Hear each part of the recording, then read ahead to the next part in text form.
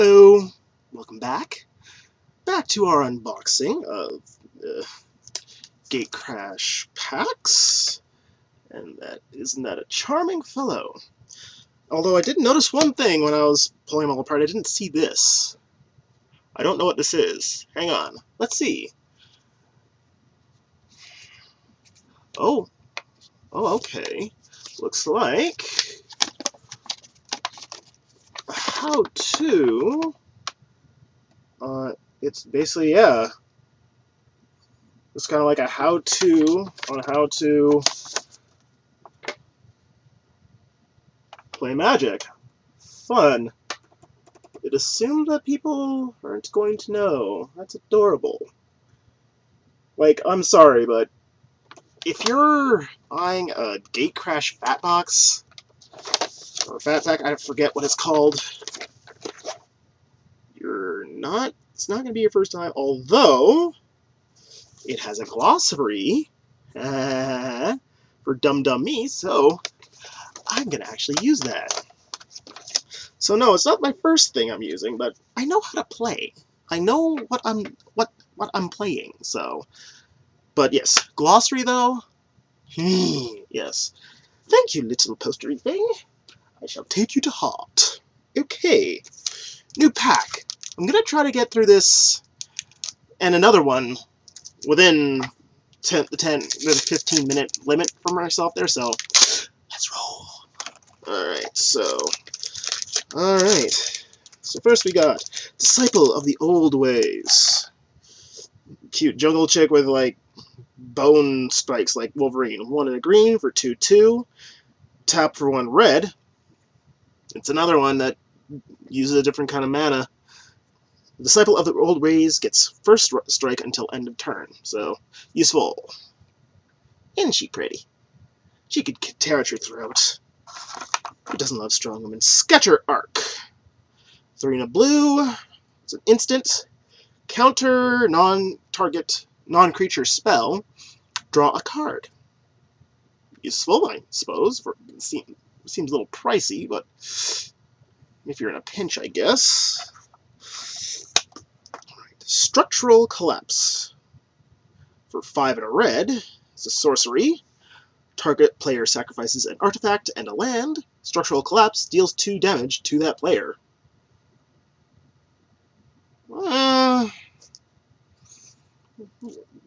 Again, seems a little pricey for 5 and a red. Like 6 combined, yeah, just to get rid of the. Well, if it's a really important artifact, that seems like a kind of a last resort kind of card, like end game kind of card, Hail Mary kind of card. But what do I know? Angelic Edict for 4 and a white. It's a sorcery. Exile target creature or enchantment. That's fine, I guess. Wouldn't be what I would reach for. Again, seems pricey. But I don't know power balance for price yet, so maybe that's really, really good for 4 and a green, for 4 and a white. Doesn't, but whatever. Moving on. Wojek Hal-Bar-Deeyaes for white and red. 3/2. Battalion is their special ability. Whenever Wojek Hal-Bar-Deeyaes and at least 2 other creatures attack, Wojek Halberdiers gain first strike until end of turn. Okay, that's not terrible. Yeah. And again, Gatherer. I'll link it again. That seemed very gangsta. What it is. Not getting distracted. Mortis Strider again. We've already got a Mortis Strider, so we'll move on. Ooh, yes. When they're repeats, that makes things quicker. Riot Gear, which is for 2 colorless mana, which is an equipment artifact. Equipped creature gets 2/2. Equip with 2 mana. Attach it to control a creature. Oh, you have to equip it by spending 2 mana. Attach it to target creature you control. Equip only as a sorcery. Okay. Ivy Lane Denizen is next. Oh, you didn't see that one. Boom! Ivy Lane Denizen is next, which is an elf warrior. 3 and a green for 2/3. Whenever another green creature enters the battlefield you control, put a 1/1 counter on target creature. Oh, that's useful. Just you keep him alive, and just boom, boom, boom, boom. With the full green deck, that could be incredibly useful if you can keep him alive. People are going to be swinging for him. Clinging Anemones for 3 and blue for 1/4, which has Defender and Evolve. That's useful. Horror of the Dim, no more Horror of the Dim. He's scary. He's scary. Alright, Fire Fist Striker! Now that sounds like a Yu-Gi-Oh name for a card. Fire Fist Striker! Oh, that's probably dirty when you're talking about Magic the Gathering. Saying the Y word. It's a 1 and a red for 2/1. And he has Battalion. Just like the Hal-Bar-Deeyaes. I'll look it up, okay? That I'll look up. Fire Fist Striker. Okay. True Fire Paladin for a red and a white for 2/2. He's got Vigilance. He has 2 abilities that both cost a red and a white. One is True Fire Paladin gets +2/+0, and the other one is gains first strike until end of turn. Both of them are end of turn. So, not something you'd hinge your strategy on, but okay. Okay, I'm getting it now. Black means common, silver means uncommon, gold means rare. I'm guessing. If I'm wrong, let me know. I like comments. I like to be seen. I need attention. Knight of Obligation. Creature is a human knight. He's got Vigilance and Extort. Good for him. He's a 3 and a white for 2/4, so that's not bad. Knight of Obligation. He is coming to take your taxes. Rubble Hulk. For a red and a green. It's an elemental creature for XX. And this is our rare. Looks crazy. Rubble Hulk's power and toughness are each equal to the number of lands you control, and he's got Blood Rush. So that could be very, very impressive. I have actually got a red-green deck kind of going right now, so I should put it on that. If you can get, because that could be crazy. That could be crazy, especially if you friggin' Blood Rush him on something else really powerful. Like, that's pricey, but if you're really going for it, go for it. Okay, got that one and done it in 8 minutes. So, let's move on to the next pack, shall we? Boom! Alright, oh, come on. We're doing so well. Oh, love that. Just love it. I just love it. Alright, so we've got Gutter Skulk. It's a zombie rat for 1 and a black for 2/2, and there is absolutely nothing else special about him. No abilities. Just your flavor text, which is completely unreadable on my camera. I need a better camera if I'm going to be doing this on a regular basis. Another disciple of the old ways. We've seen that earlier this video. Okay. Shattering Blow. I feel like I've seen this before. This is for 1 and a red or white. It's an instant, and it's exile target artifact. So, see, for exiling, that's how much you should be paying. This is a fairly simple ability. Just love it. Kind of looks like Bane. When Gotham ashes, you have my... Hang on. You love this. You'll love this. When Gotham ashes, you have my permission to die. Thank you. Thank you so much, Demo Reel, for teaching me how to do a proper Bane impression. I'm not going to link that, but that guy with the glasses.com. I'll at least link that guy with the glasses, because I love them.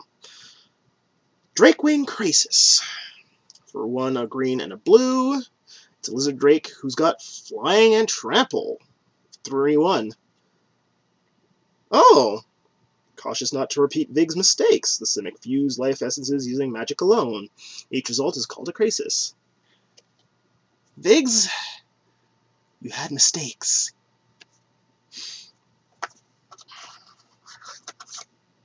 That's just vague, isn't it? Still. Maybe that's where... Maybe. Spell Rupture. 1 in a blue. Instant. Counter target spell unless controller pays X, where X is the greatest power among creatures you control. So you've got to play mana if you don't want to counter your target spell. So most days, 9 days out of 10, I would choose to just let that spell be countered. But that's just how I roll. Okay, doing good, doing good. Slate Street Ruffian, 2 and a black.